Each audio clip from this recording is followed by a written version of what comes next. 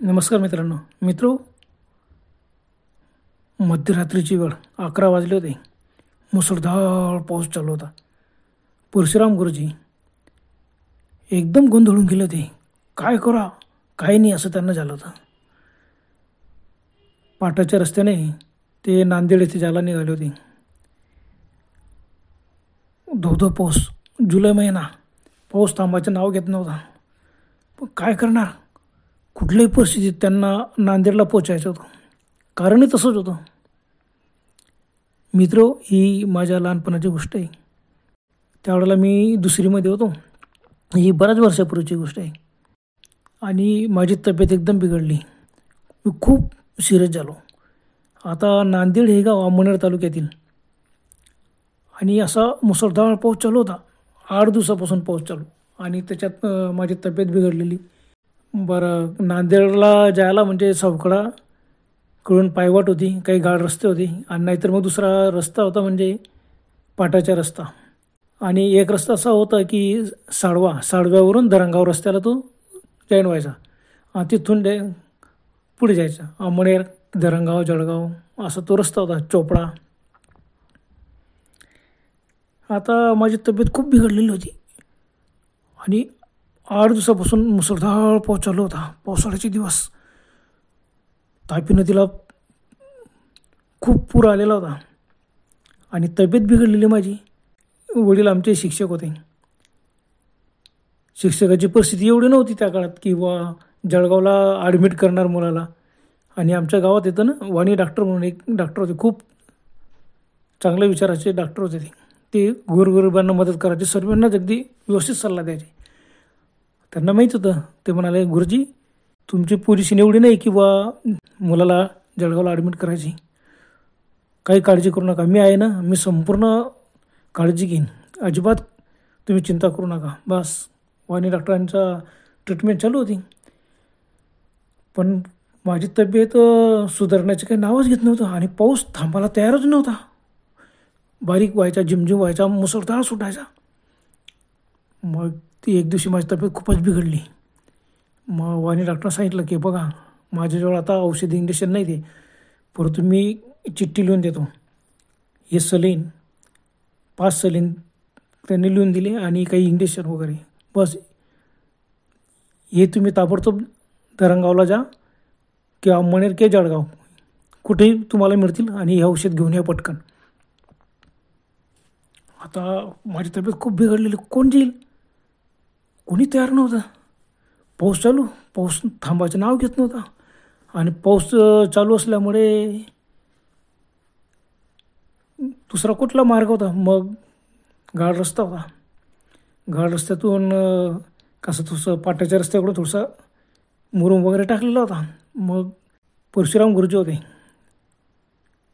साधारणतः त्यावेळेला ते 50शीचे होते, परंतु उंच पुरे, तब्येतीने धडधाकट होते. त्यांनी म्हटलं की मी जातो आणि हे औषधी घेऊन येतो.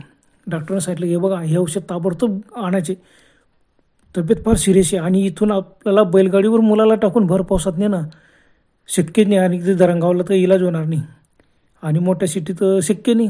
तुम्ही ताबडतोब ही इंजेक्शन जर घेऊन आलेत तर या मुलाचे प्राण वाचतील, नाहीतर वाचणारच नाही. बापरे, सर्व घाबरले. कारण तब्येत अशी बिघडली होती माझी की सर्वांनी आशा सोडली होती. डॉक्टरांना सुद्धा वाटलं की मी खूप प्रयत्न केला पण आता हा शेवटचा प्रयत्न करून बघतो, पटकन तुम्ही जा आणि हे औषधं घेऊन या. मग परशुराम गुरुजी निघाले. नाही, मी एकटा जातो. पिशवी घेतली. मात्र त्यावेळेला त्यांच्याजवळ 3 सेलची बॅटरी होती. 3 सेलची बॅटरीसुद्धा त्यांनी सोबत घेतली. येताना जर उशीर झाला का सांगता तो.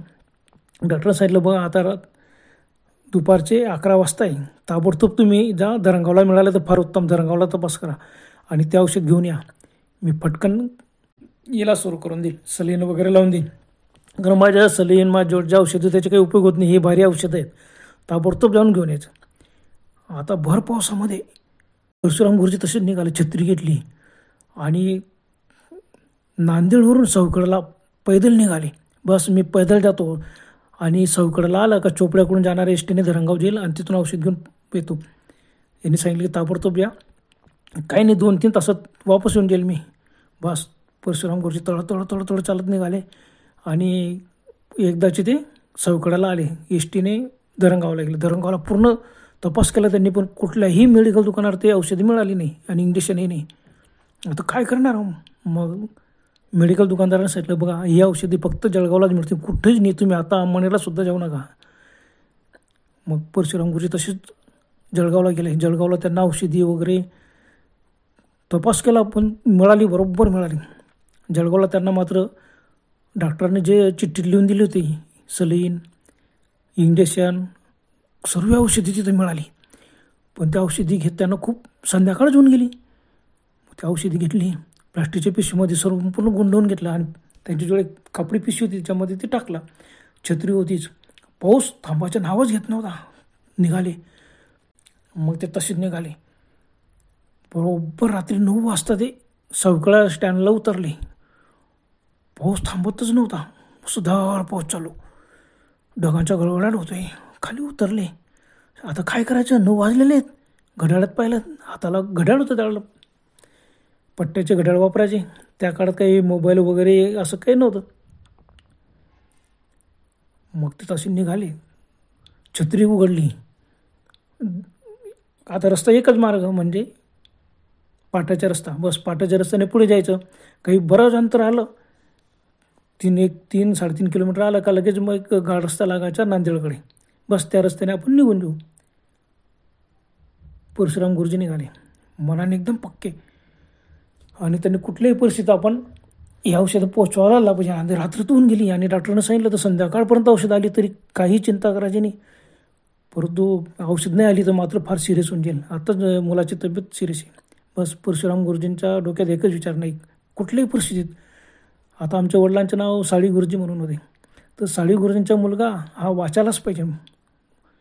काही झालं तर चालेल, किती का पोचायचं ना, आपण घरी पोचायचं म्हणजे पोचायचं. नांदेडला निघाले.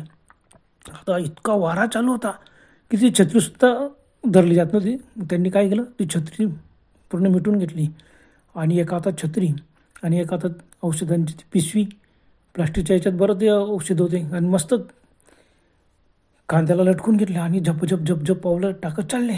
बूट वगैरे होते त्यावेळेला, त्यांच्याजवळ प्लास्टिकचे बूट होते, पण त्यांनी ती सुद्धा पिशवीत ठेवून घेतली, कारण गाराज इतका होता की बुटाने चालणं शक्य नव्हतं. निघाले. आता सावकडा ओलांडलं. सावकडा ओलांडल्यानंतर चालतं ते पाट्याच्या रस्त्याने. विजा चमकतात तेवढा रस्ता उजेड दिसायचा. मग एकदम अंधार हुडप. परंतु रस्ता मात्र नेहमीची सवय त्यांना, बरोबर पाट एका साईडने पाट वाहत होता, फुल पाणी पाट्याला, आणि त्या साईडने बरोबर त्याला बस असं सरळ निघायचं.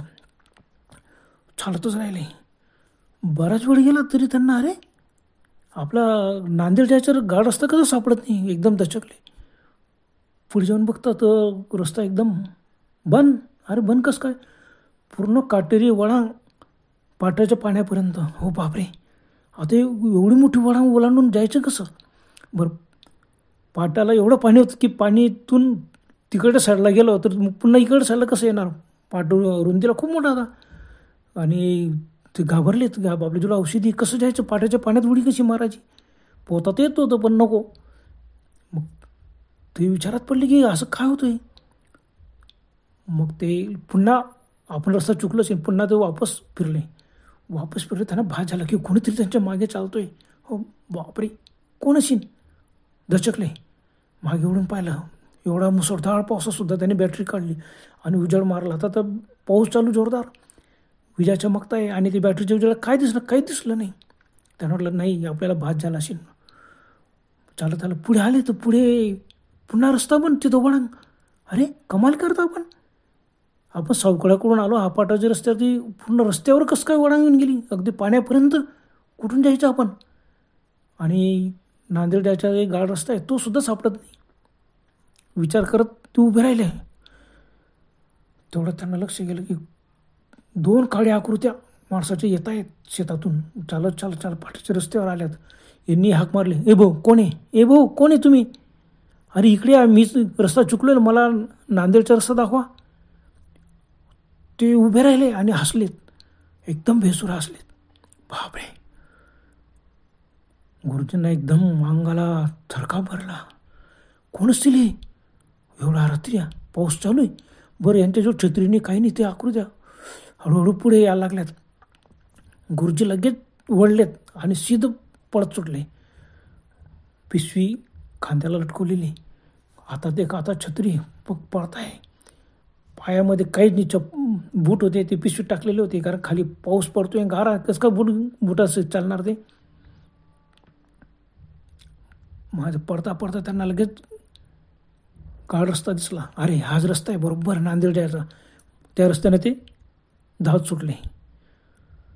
गुरुजी मात्र पक्के घाबरलेलंच आहे, परंतु कुठल्याही परिस्थितीत आता थांबायचे नाही. आणि थांबून करणार काय, मुसळधार पाऊस चालू. तेवढं त्यांना समोर एक झाड दिसलं. झाडाच्या खाली एकदम शेकोटी पेटली. अरे कमाली, इथं शेकोटी कसं काय, वरून पाऊस चालू आहे, झाडाखाली पाणी एवढं लागत नाही, पण तरी शेकोटी कशी पेटली. आता त्यांचा जो रस्ता होता ना, रस्त्याला लागूनच ते झाड होतं. पडता ते थांबले. बघतात ते शेकोटी भोवती 2-3 लोक बसलेले होते, अंग शेकत होते. बापरे कमाली, पाऊस वरून चालू, शेकोटी कसं काय पेटले, कसं काय अंग शेकताय. परशुराम गुरुजींना एकदम धडकी भरली की नाही, हे काहीतरी वेगळंच आहे. पाठीमागे बघितलं, पाठीमागून त्या 2 काळ्या आकृत्या त्यांच्या पाठलागून चालत येत होत्या. विजा चमकल्या का त्या आकृत्या दिसायच्या. अगदी 50-60 फुटावरती त्या आकृत्या येत आहे. गुरुजी घाबरले, तसंच झपटे पाऊल टाकत निघाले. गाड रस्त्यावर गारा, चिखल. पुढे आला तर भर रस्त्यात पुन्हा त्यांना एका ठिकाणी शेकोटी पेटलेली, तिथं 2-3 लोक बसलेली, अंग शेकताय. आता गुरुजी समजले की हे काहीतरी भयानक आहे आणि त्यांना एकदम धडकी उडली. बापरे, असं काहीतरी विचित्र दिसतं आपल्याला. साळी गुरुजींचा मुलगा कमी जास्त तर झाला नाही, असं काहीतरी भयानक घडलं असेल. आता शक्यता नसेलच, तो वाचलाच नसेल, गेला असेल तो. बापरे, साळी गुरुजींचा मुलगा आता वाचला नसेल, म्हणून तर असे काही विचित्र लक्षण दिसत नाही. ही भुताटकी आहे का काय आहे. त्या क्षणी त्यांना एकदम आठवण दिलं, अरे आपण पांडुरंगाचं नाव घ्या. बस पांडुरंग मोठ्याने म्हणायला लागले आणि ते तसेच चालत सुटले. आता ते रस्त्यावरचं ते शेकोटी, तिथं 2-3 लोक उभे, अंग शेकताय. बापरे, त्यांच्या बाजूने एक कटाक्ष त्यांच्याकडे टाकलं. एकदम काळे भिन्न आकृत्या, भेसूर चेहरे त्या शेकोटीच्या उजेडात त्यांना दिसले आणि एकदम त्यांना वाटलं, बापरे ही भुताटकी आहे, पळा. बस जून घेऊन पळत सुटले, पुढे गेले. पुढे आलं तर मागे उडून पाहायची हिंमत नाही. गाऱ्यातून कसे तरी पाय टाकताय, काही ठिकाणी एकदम गुडघे इतकं पाय फसवतो त्यांच्या, पुन्हा पाय काढायचे तसे परिस्थिती. त्यांनी मागे उडून पाहिलं, मागे 2-4 आकृत्या काळ्या त्यांच्या मागे येत आहे. ओ बापरे, काय भुताटकी काय नाही, काहीतरी आहे. गुरुजींच्या मुलावरती मोठं संकट आहे. तो एकदम सिरियस असेल किंवा काय सांगता, तो गेला पण असेल. दुसरीतला मुलगा म्हणजे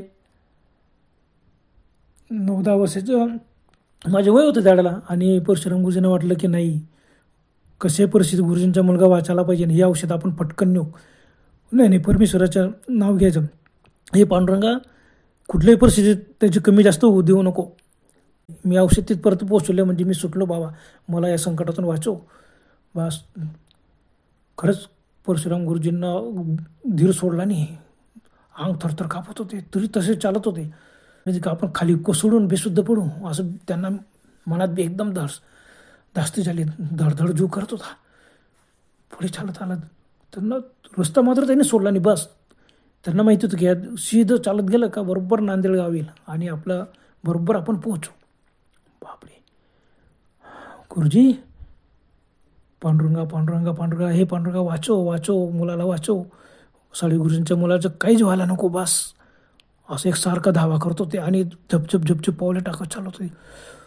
थकलेत, थांबले. मग उघडून पाहिलं, 2-3 आकृत्या दिसल्या. कोणी, चोर दरोडखोर मुळीच नाही, कारण भर पावसामध्ये चोर दरोडखोर आपला पाठला कशासाठी करतील. तेवढं त्यांना एकदम बेसूर हसण्याचा आवाज आला. बापरे, आपण सापडलो आता या भूतांच्या तावडीत. बस पुन्हा गुरुजी पडत सुटले. पडता फक्त बाजूच्या एका झाडाखाली पुन्हा त्यांना शेकोटी पेटलेली दिसली. तिथं 2 लोक बसलेले. अरे बापरे, कमाली, एवढ्या भर पावसात कसं काय शेकोट्या पेटलेल्या आहेत आणि काहीतरी भुताटकी. बस पळायचं, काही हो, ही औषधं आपण घरी पोचवायला पाहिजे. 12 वाजून गेले. सर्वांना आशा सोडली. वाणी डॉक्टर होते. वाणी डॉक्टर 11 वाजेपर्यंत थांबले होते आणि ते लगेच घरी निघून गेले. त्यांनी सांगितलं, बाबा रे, आता काही एवढ्या रात्री गुरुजी येऊ शकत नाही, मुसळधार पाऊस चालू आहे आणि पाटाच्या रस्त्याने बी आले तरी इतकं पाणी आहे, काय सांगताय तो, कसं का पोचतील ते. बरं जाऊ द्या.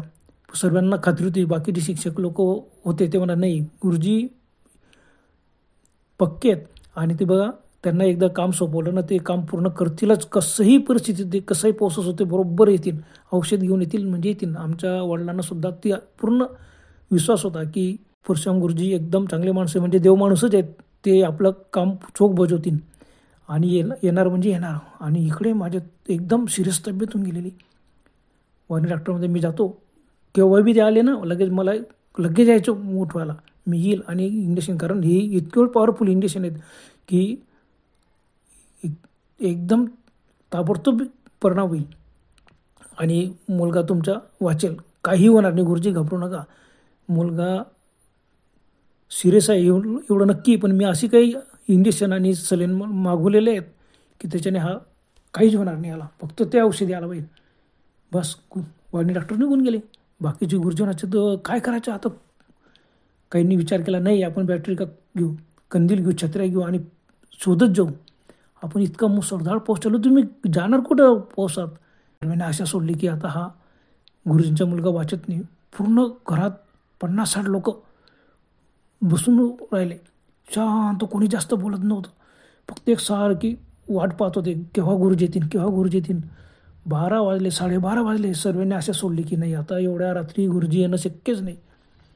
पण आमच्या वडिलांना विश्वास होता, नाही परशुराम गुरुजी खूप चांगले आहेत, ते येतील म्हणजे येतील, कुठल्याही परिस्थितीत येतील, किती वेळ हो पण ते औषध घेऊन येतीलच. पण धरणगावला मिळालं नसेल ना, ते नक्की जळगावला गेले असेल आणि औषधं आणतीलच. झालं. परशुराम गुरुजी इकडे घाबरलेले, काड्या आकृत्या आणि शेकोट्या कशा. आतापर्यंत 3-4 ठिकाणी त्यांना शेकोट्या दिसल्या आणि लोक अंग शेकतायत, कमाले. बस त्यांनी एकच विचार केले, बघ तर थांबायचं नाही, काही जा बस.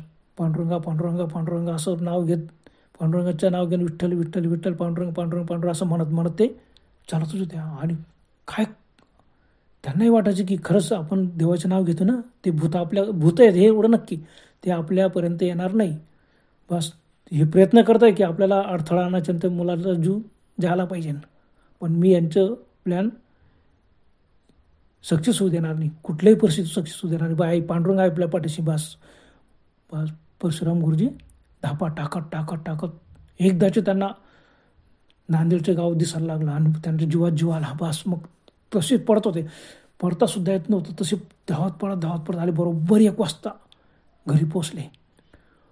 आले, गुरुजींना वाटलं की बापरे तर काहीतरी अघटित पाहायला तर मिळणार नाही. आणि सर्व लाईट चालू होत्या, आमच्या घराच्या दरवाजा उघडा होता, गल्लीमध्ये बरेच सर्व लोक जागेच होते की आज गुरुजींच्या मुलाचं काही खरं नाही. आणि गुरुजींना बघता बरोबर सर्व आनंदाने बोलले, गुरुजी आले, परशुराम गुरुजी आलेत. बस सर्वांनी एकदम आनंद झाला. फटाफट घराच्या बाहेर लोक आलेत, सर्व गल्लीत पटकन गुरुजींच्या हात धरून मध्ये नेलं. गुरुजींना धायचं वाटलं, मुलगा कसा आहे, नाही अजून व्यवस्थित आहे, काही एवढं भीतीसारखं नाही. बापरे, गुरुजींना एकदम आनंद झाला की नाही की आपण वेळेवर पोचलो. कोणी कोणाला सांगितलं नाही, तेवढ्यामध्ये 2-4 गुरुजी उठले आणि पळतच गेलेत. वाणी डॉक्टरनं उठवलं झोपेतून. वाणी डॉक्टर बी धावत पडत आले, लगेच मला सलाईन लावल्या, 2 सलाईन इंजेक्शन वगैरे दिले. बस असं वाटलं. वाणी डॉक्टरने सांगितलं, हे बघा मी आता रात्रभर इथंच थांबतो, काही काळजी करायची नाही. परशुराम गुरुजींचे सर्वांनी आभार मानले की खरंच गुरुजी तुमच्या जागेवर दुसरा राहिला असता तर एवढ्या पावसात तो आलाच नसता, किंवा सावकड्याला किंवा धरणगाव कुठेतरी तो मुक्कामी राहून गेला असता जाऊ सकाळी. पण गुरुजीने नाही, डॉक्टरने सांगितलं होतं ना की संध्याकाळपर्यंत आणायला पाहिजे, कुठल्याही परिस्थितीत भलेच रात्र झाली तर चालेल. मी देवाचं नाव घेतलं आणि धावत पडत आलो. मी संपूर्ण इंजेक्शन औषधी पोचवलं बुवा, हेच खरं मला समाधान आहे. परशुराम गुरुजींचे पाय वगैरे सर्व सुजून गेलेले होते, खरचटलेलं, खळीचं वगैरे संपूर्ण गारा चिखल याच्यातून ते पडत आले होते. आता त्यावेळेस ते धोतरण्यासाठी धोतरसुद्धा त्यांनी कमरेपर्यंत गुंडून घेतलेलं होतं, म्हणजे गुडघ्याच्या वरती फिट धोतर बांधलेलं होतं. मी आमच्या वडिलांनी खूप आभार मानले की गुरुजी खरंच तुम्ही देवमाणूस आहेत. मी जाऊन जबाबदारी घेतली की मी जाऊन औषध आणणार म्हणजे आणणार. बस परशुराम गुरुजी त्यावेळेला काहीच बोलले नाही. पण रात्रभर तिथंच जागेच होते संपूर्ण. सकाळ मला थोड्या वेळाने झोप लागली. सकाळी एकदम फरक पडला. मग आता सकाळचे 6 वाजले तोपर्यंत आणि डॉक्टर सर्व गुरुजी तिथं हजर होते. त्यांनी सांगितलं की गुरुजी आता तुमच्या मुलाच्या धोक्याची वेळ निघून गेलेली आहे. आता काही काळजी करायची नाही. बस आता मुलगा शांत झोपलेला आहे बघा. तो चांगला होऊन गेला. माझी औषधी इतकी पॉवरफुल आहे मला पूर्ण गॅरंटी होती आणि सर्वात जास्त गॅरंटी होती ती परशुराम गुरुजींवर. खरंच सर्वांची विश्वास होता. आता मी त्यावेळेला लहान होतो. मला ह्या गोष्टी त्यावेळेला एवढं समजल्या नाहीत. परंतु जसं मी थोडासा मोठा झालो मग मला ही गोष्ट वडिलांनी सांगितली, सर्वांनी सांगितली आणि माझ्या मात्र ते आठवणीत राहिलं. मी 8-15 दिवसात एकदम व्यवस्थित होऊन गेलो आणि फिरायला लागून गेलो. सर्वांना वाटलं की खरंच परशुराम गुरुजी नसते तर साळवी गुरुजींचा मुलगा वाचलाच नसता. त्या काळात खरंच गुरुजी लोक खूप एकमेकांना सहकार्य करायचे आणि खूप चांगले होते. परशुराम गुरुजी हे देवमाणूसच होते. माझ्या दृष्टीने ते देवमाणूसच होते. त्यांच्यामुळेच माझ्या प्राण वाचलेत. त्यांना जे दिसलं ते भूतं होते का, त्यांना ते माझ्यापर्यंत औषध पोहोचू नको म्हणून ते प्रयत्न करत होते. परंतु पांडुरंगाचं नाव घेऊन ते धावतच राहिलेत. बस सावकाळ ते नांदेडपर्यंत धावत आलेत आणि माझा प्राण वाचवला. आता ते भूत होते का कोण होते ते कुणालाच समजलं नाही. मग सकाळी गुरुजींनी सर्वांना सांगितले की माझ्यावरती काय प्रसंग बेतला होता आणि किती भूतं माझ्या मागे लागले होते आणि किती ठिकाणी शेकोट्या पेटलेल्या दिसत होत्या. शेकोट्या पेटलेल्या अंग शेकतायत. गुरुजी समजून चुकले पण घाबरले नाही. दुसरे गुरुजी राहिले असते किंवा दुसरा कुणी व्यक्ती राहिले असते ना ते भूतं बघून तिथं बेशुद्ध पडून गेले असते. पण त्यांनी जिद्द आणि चिकाटी कुठल्याही परिस्थिती औषध पोहोचवायचे काही हो झालं. बरं तर मित्रांनो आज पुरतं एवढंच. पुन्हा भेटूया लवकर. तोपर्यंत गुड बाय.